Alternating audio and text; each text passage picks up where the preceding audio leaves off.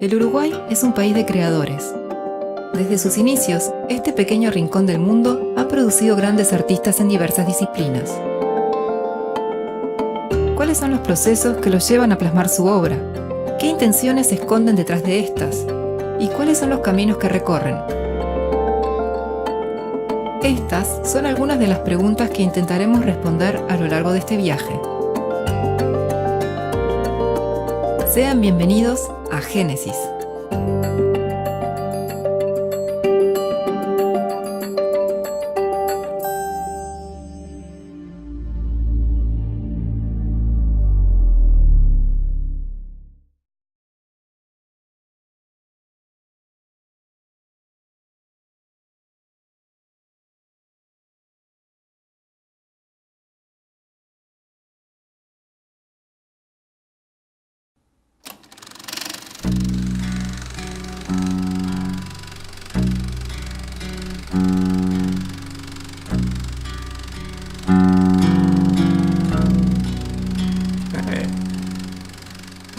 La realidad en sí como materia prima para modelar como si fuera arcilla con la cual contar una historia, a mí me gusta como base, me sirve.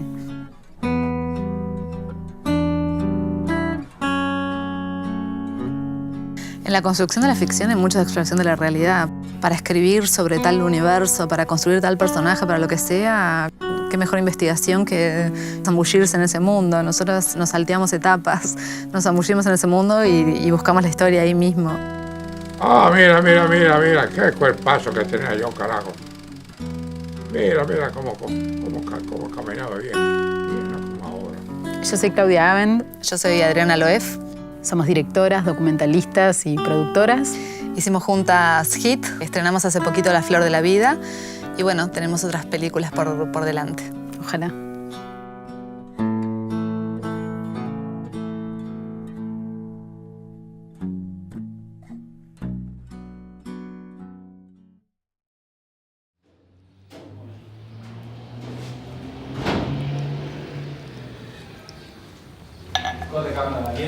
Bueno, vamos ahí.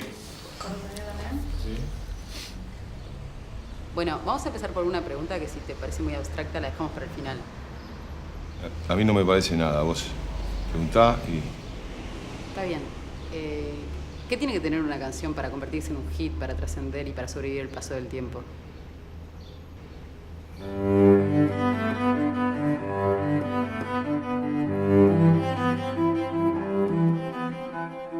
Estos son materiales que conservamos de la época de Hit, que ya pasaron 10 años. Entonces, por ejemplo, tenemos un Master Beta, que ya es como un objeto de museo. Sí, tal cual. Para los jóvenes de hoy esto era un beta.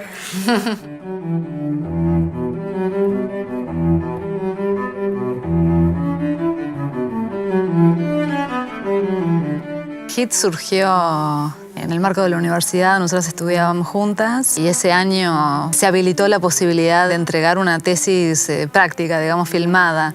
Y nosotros habíamos estado fantaseando y peloteando ideas de cosas para filmar juntas, habíamos pensado siempre por el lado documental en su momento. Cuando surgió esta oportunidad dijimos, bueno, aprovechemos todas estas facilidades, todo lo que nos puede facilitar, apoyos que de otro modo deberíamos conseguir por otro lado, de equipos y de isla de edición y de compañeros y todo. Y se largaron en un largometraje aparte. Sí. We want you to camp, we want you to hear, we want you to dance, dance all night long. But when the music starts, don't stay there like a fool. ¿Cómo llegan ahí al tema música? ¿Cómo nacen? ¿Cómo llegan a ese proyecto mismo? A las dos nos enganchó mucho la idea de investigar detrás de esas canciones, cuáles eran las historias humanas que había atrás. Siempre un poco usando como la película y el documental, buscando historias que sean como una excusa para hablar de algo. En ese caso era a través de estas canciones, estas grandes canciones, pero era una película que hablaba de la fama, del paso del tiempo, del olvido, del éxito, del arte en sí también.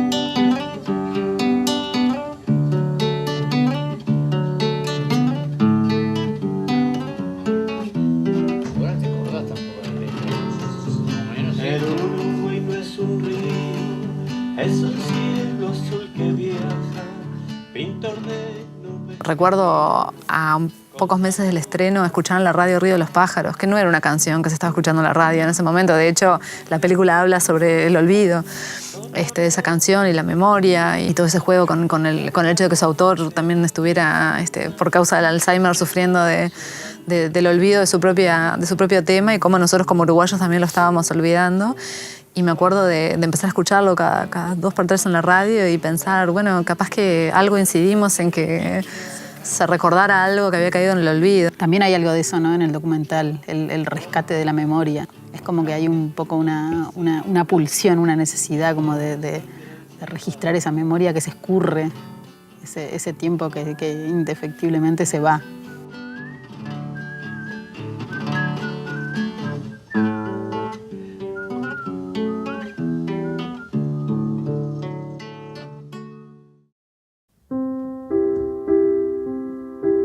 Llego a los 80.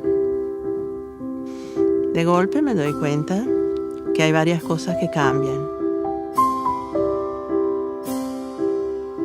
83 años. Mis amigos se han muerto todos, menos 2. ¿Cómo surge la flor de la vida?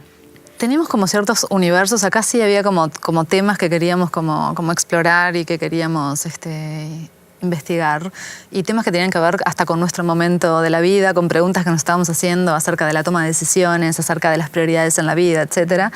Y empezamos como a fantasear en un comienzo, de un modo un poquito inocente capaz, con hablar con personas que rondaran los 80 años o capaz que más, y que estuvieran como en un lugar distinto de la vida y que pudieran como ofrecer una perspectiva distinta de las cosas. Y ahí fue que decidimos poner un aviso en el diario convocando: si usted tiene más de 80 años y quiere contarnos su historia, llámenos o déjenos un mensaje. Y bueno, con una duda, un gran signo de interrogación, ¿llamará a alguien? ¿Qué pensará la gente?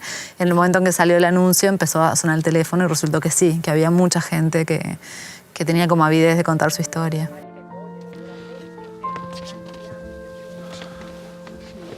¿Y cómo se hace para tener un matrimonio de tantos años? No, es facilísimo, es una aventura. No es tan fácil.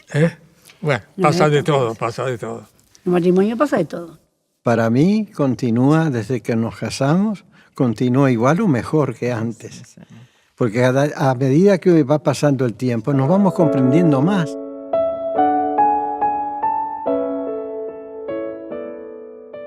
Estas preguntas que hacemos un poco también representan como ese dolor de la vida que es una sola y del camino que se transita una sola vez y de la vuelta atrás que no existe. Uno de los personajes de la película dice en un momento: rimpianto es dolerte algo que no has hecho. Linda Cohen, sí. Dice, porque a uno le gustaría haber hecho todo, ¿no? Cuando le preguntamos algo también absurdo y sin respuesta, como que cómo hace uno para enfrentar la adversidad que te va tocando en la vida, a cada uno a su manera.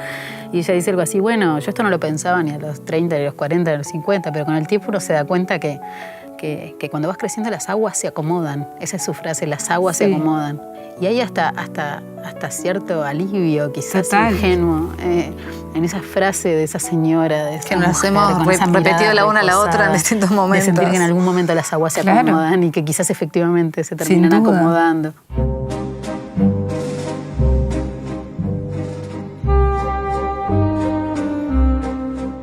Elegimos 4 o 5 historias que nos parecieron que eran fuertes, que decían mucho, y a esas personas, en algunos casos personas individuales, en 2 casos parejas, las seguimos filmando más allá del teatro, las filmamos en sus vidas cotidianas durante muchos años. O sea, estuvimos 3 años y medio filmando la historia de Aldo y Gabriela y la historia de otras personas más. Y recién fue en la isla de edición, cuando empezamos a hacer todo este trabajo de tejido de la película, que nos miramos y dijimos: no, la historia de Aldo y Gabriela es la que dice, la que nos permite hablar de todos los temas que queríamos hablar. Significa que hay historias que nos parecieron en su momento y nos siguen pareciendo muy buenas, que al día de hoy no forman parte de la flor de la vida. Hace poco, en el último Doc Montevideo, vino como invitado un director que nosotros admiramos mucho, que es João Moreira Salles, brasilero, y él dijo: bueno, yo voy a empezar hablando de mi última película y les voy a mostrar las 2 mejores escenas, que son 2 escenas que no están en la película.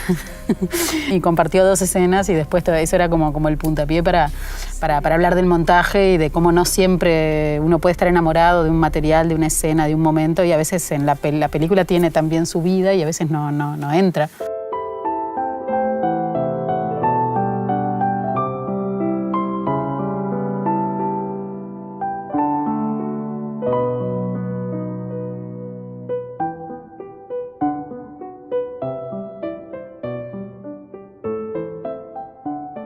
este lugar de trabajo fuerte de ustedes acá transcurrió en La Flor de la Vida. Es como nuestro segundo hogar. Este es como nuestra adorada isla de edición. ¿Cómo hacían la división de tareas, por decir? Lo que hicimos fue dividirnos el material entre las dos para hacer desde todo, desde el visionado hasta una primera propuesta de edición de cada escena, de cada momento, de cada situación. Y a partir de ahí, una vez que existió todo ese material, hicimos como esa cartelera con fotogramas y con tarjetitas y con cosas y empezamos como a pelotear juntos a escribir una posible estructura de la película. Todo eso lo hicimos en esa cartelera, con esos pinchitos clavando de acá para allá. Y si esta escena la ponemos acá, ¿no ayudará a reforzar tal aspecto del personaje? Y probábamos así, o sea.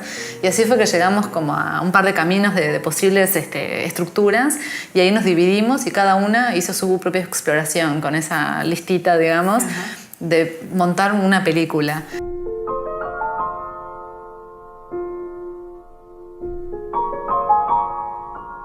Para mí es un disfrute inigualable. No sé, yo creo que ambas somos así apasionadas del montaje. Yo lo recuerdo y me da nostalgia tremenda. Mucho más que el rodaje, mucho más que cualquier otra cosa. Para mí el montaje es un poco eso de hacer camino en un lugar que está totalmente oscuro, que tenés que ir como sintiendo, tocando, probando y haciéndote, claro, tanteando el camino hasta llegar a un lugar que te parezca que funcione. ¿Se puede pasar atrás otra vez esa escena? Eso es. ¿Esta no? No, esta no. Cuando sonríe que tiene unos ojos brillantísimos, Gabriela. Eso es. No es linda, Gabriela, acá.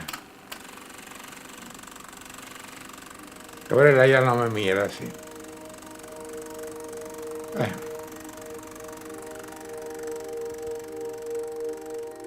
Ustedes también son cineastas, son mujeres y bueno, eso tiene alguna particularidad, peso especial también, como decía, ese tema del tiempo, de maternidad. Capaz que de todos los rasgos de mi identidad, creo que el que más marca mi modo de ver el mundo probablemente sea ese. No sé de qué modo, ni a veces pienso en eso, a veces no, pero es como capaz que de las cosas que menos chances tengo de modificar de mí misma. No es que salimos a hacer La Flor de la Vida y el hecho de que yo fuera mujer implicara que mirara una cosa de un modo determinado u otro, pero las cosas transpiran también a través de la piel, en la elección de los encuadres, de los personajes, en el montaje. Entonces quien uno es termina formando parte de lo que uno hace. Una suocera parlante. Magari qualche parente parmigiani, ce ne abbiamo dei parenti di parmigiani, in Romagna, stava il suo fantasma Piero, poi abbiamo altri parenti sparpagliati nelle varie regioni, però non vi metto qui a parlare. De cara a proyectos futuros, ¿cuánto pesa el hecho de ser documentarista o hay también una intención de hacer ficción? La realidad es que el límite en nosotras entre ficción y documental está bastante diluido en cierto sentido. La Flor de la Vida es la historia de una pareja que podría ser una historia perfectamente una historia de ficción y es igual que la ficción en el sentido de que tiene un principio, un desarrollo y un final. Es una película que busca conmover y que busca hacer reír y que busca que la gente sienta... Y te atrapa también la historia. Claro, quieres saber qué sucede realmente. La realidad te fuerza, te obliga a buscarle la vuelta, a encontrar formas distintas de contar las cosas, de construir la historia, respetando una realidad que no elegiste, que ocurre más allá de tu voluntad. No sé, me parece que tiene una cantidad de cosas que me encantan. Entonces, no sé, después veremos un poco cuál es la historia que termina decantando y por dónde sigue el camino, pero sí le encuentro una cantidad de posibilidades al género documental que estoy lejos de haber terminado de explorar.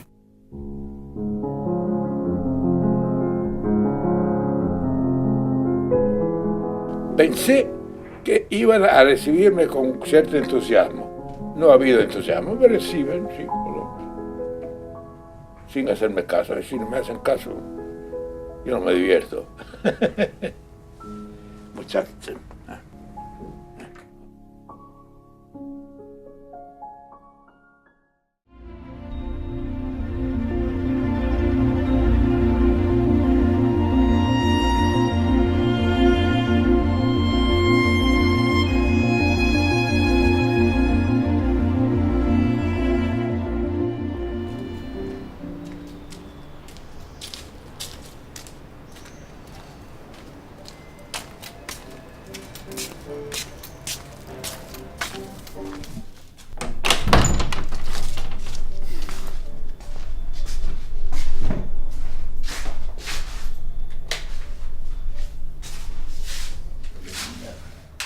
Cuando quería hacer animación y la única técnica que había era la de dibujo y uno dependía de materiales que no existían acá, empecé a pensar, digo, tengo que hacer algo que tenga posibilidades y que esté al alcance.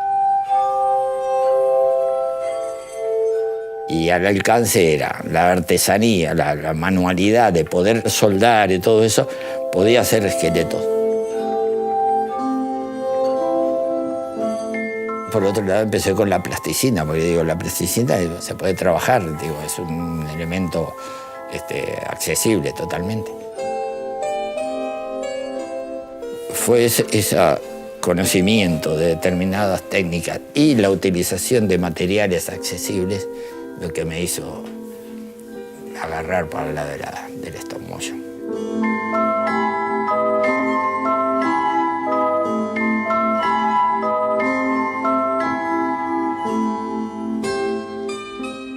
Hace años, cuando quise renovar el pasaporte aquí en el Uruguay, entonces me preguntaron mi nombre es Walter Tournier, y me preguntaron la profesión.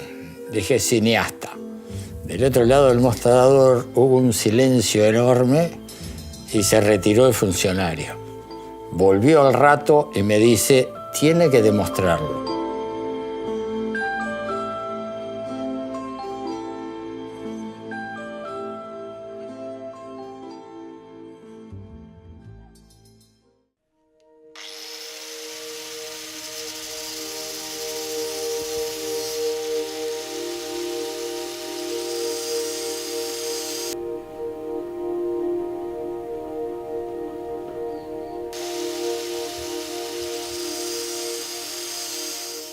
¿Cómo se despierta esa inquietud artística por crear?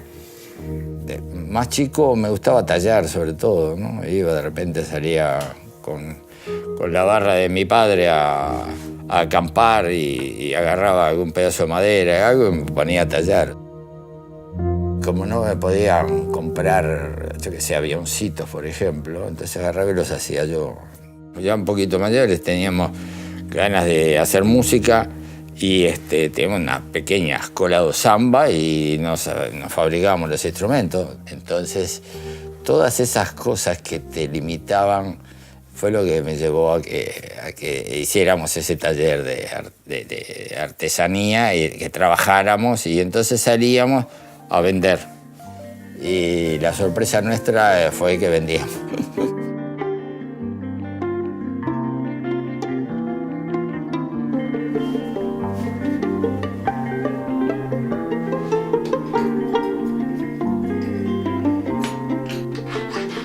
En el 64, 65 a la facultad, o sea que agarré todo el periodo 68, 69. Y ahí fue que empezamos a ver y a meternos ya en hacer cosas. Con respecto al cine, me gustaba mucho, como a varios, ver cine. Veía 2, 3 películas de repente por día. Y ahí fue que dentro de la Facultad de Arquitectura, un amigo, Eduardo Bardier, se le ocurrió a él ir a la biblioteca de la facultad y ver quiénes eran las personas que habían sacado libros de cine.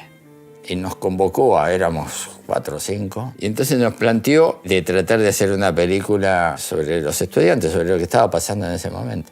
Y bueno, nos metimos, y ahí hicimos un primer documental que se llama Refusila. Es una película de principiantes, ¿no? Estudiantes que no sabían cine. 2 de febrero de 1968, un hombre dejó de existir en el interior de una comisaría sin asistencia médica. Demostración estudiantil dejó 6 heridos. 4 de junio, desde mañana no habrá carne. Leche, se agudiza la escasez en invierno. 10 de junio. En aquel momento existía el Cine Club de Marcha. Y el que ahí sabía algo de cine, que había estado en Praga y eso, era Handler. Y yo qué sé, nos pusimos contentísimos cuando le había gustado la película. Y entonces, a partir de ahí se formó la Cinemateca del Tercer Mundo, que llamamos, donde ya éramos un grupo ya de como 20 personas que trabajamos todo alrededor del cine y eso. hasta el 73, que fue el golpe. Y así, ahí ya nosotros empezamos a sentir un poco la represión, porque nos empezaron a seguir y nos pararon, nos llevaron, no sé. Walter Achugar cayó preso y salió. Al salir, todavía nosotros estábamos en esa cosa, en ese momento, él no sé cómo se enteró de que existía el libro de Gatti, de Mauricio, que el nombre era En la selva hay mucho por hacer. Y dice, vos que estudiaste arquitectura y sabés dibujar, a ver si te interesa. Le dije que sí, y ahí fue que nos metimos, pero fue a iniciativa de él y de haber conocido el libro. Ningún lugar del bosque tiene secretos para ella. En la selva hay mucho por hacer de Mauricio Gatti es escrito a principios de los años 70 en la cárcel. Walter anima este cuento en 1974 en un corto y arraiga a partir de ahí su profunda convicción que a través de los niños y con el lenguaje animado es que se puede llegar a plantar esa semilla para llegar a la justicia social. Para que todos tengan sus niñitos. Lo que sucedió es que, claro, esa película después sirvió como para que los grupos de exiliados que estábamos por el mundo la usáramos para proyectar y para hacer trabajo político fuera del país. Pero la más interesante de todas las anécdotas con esa película es en Perú. Sucede todo lo que sucede en Perú años después. Viene Sendero Luminoso y bueno, pasa todo lo que pasa. Y un día me encuentro en un periódico donde habían agarrado una célula de Sendero y habían incautado un montón de materiales y sobre todo, ahí se calculaba, había una película, porque además ellos estaban también actuando en la selva, en la ceja de selva, ¿no? Porque claro, sí, era claro. en Ayacucho y también... Estaban ahí. Que era de adoctrinamiento, y la película En la selva hay mucho por hacer. Un poco más de cuidado y de nuevo los animales estarán en la selva con sus hijitos. Ya están terminando de subir un ratito más y el barquito va a partir. Este corto es su punto de partida, que lo lleva a trabajar temas comprometidos con la sociedad y la política, hasta llegar a su premiado y reconocido largometraje Selkirk, del año 2012. Siempre con una especial mirada hacia los niños, con la puesta en valor del trabajo artesanal, cuidadoso y detallista. Walter se transforma en un representante fundamental de la historia de la animación del Uruguay, con una larga trayectoria tanto nacional como latinoamericana. Es indudable que sus figuras han tocado a varias generaciones y son parte de su infancia. ¿Y cómo te llegaban las ideas para cortos? Yo me acuerdo que siempre decía Oscar Soria, que fue un guionista enorme, boliviano. Él decía que para hacer los guiones lo que a él le servía mucho también era que cualquier cosa que le impresionara en la vida, él, para no olvidarse, lo anotaba. Entonces, él decía de que sí, eso podía servir y que tenía mucha razón, porque en última instancia uno usaba y usé varias cosas que yo he vivido. Hay por lo menos cuatro cosas mías, sobre todo de cortos, que sí, son cosas que me tocaron y me interesa hacer algo con respecto a eso. O sea, Nuestro Pequeño Paraíso con respecto a la televisión y al uso a la manipulación que pueda haber de todo eso. Después dice, a pesar de todo, que es otro corto también que tiene que ver con las guerras. Y ahí entra un tema que últimamente me ha tocado hace ya varios años, que son las guerras. Tratando de dar algo para que el que vea la película se quede carburando, se quede pensando. Y la última, que Alto el Juego también. Digo, me molesta no solo la guerra, sino me molesta mucho que los niños mueran en el medio de los conflictos. Es terrible, ¿entendés? Entonces eso me choca. Entonces al chocar y al dolerme, de alguna manera entré a pensar eso. Entonces esas son cosas que sí, tienen que ver con el sentimiento que uno tiene con determinadas realidades, ¿no? Y bueno, tratar de, influenciar en la posibilidad de cambios en el ser humano, que es el único que puede revertir estas cosas, ¿no?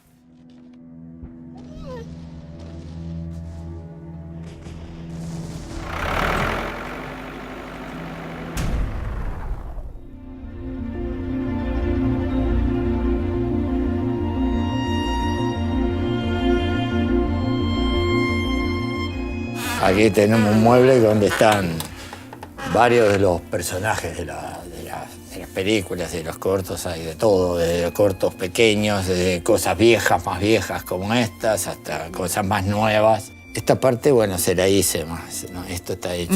Con chapa de... Pero esto, ¿sabes qué es esto? Este es tenedor. Son de los de hielo. De las pinzas de agarrar hielo. Las pinzas de hielo. Claro. Y estas sí son tijeras. Un pedazo de tijera. Qué increíble. Bueno, acá sí, me imagino que si vienen niños a ver todas estas cosas, deben estar absolutamente maravillados. Sí. Sí. En una escuelita del Cerro me invitan a que les vaya y les hable a niños pequeñitos. Bueno, les muestro uno de esos muñecos que están ahí, ven cómo está hecho esto es duro, esta es la campanita que tiene, esto es de goma, ven, entonces le abro así y hace ¡pah! Cae un ojo. ¡Pah! Todos se cagan de risa. ¡Ah, ja, ja, ja! El ojo, bim, bim, el ojo de plástico, va, le pongo el ojo. Bueno, está bien, está, bueno, ya, expliqué esto, cómo se hacía, se van. Queda una nena chiquita y me dice, ¿y los tatitos tienen corazón? Después de todo. A pesar de haber desestructurado el tatito, mostrar todas las cosas.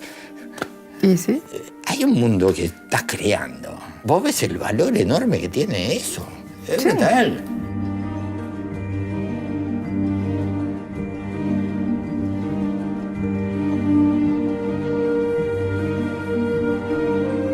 ¿Qué te motiva a trabajar para niños?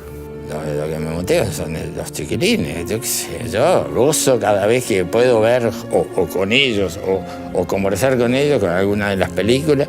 Si vos lográs algo y los gurises lo reciben, y yo qué sé, por lo menos hablan, ya es algo. O sea, quiere decir que algo les llegó.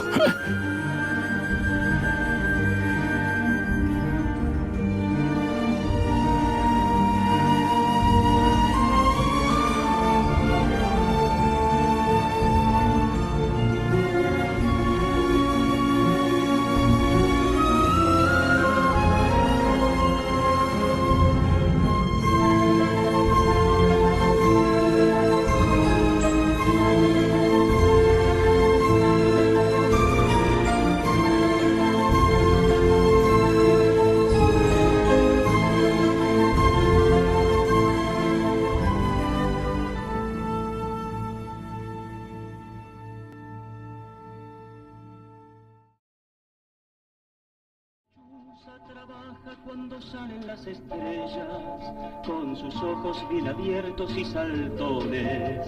Ningún lugar del bosque tiene secretos para ella. Ella ve todos, toditos los rincones.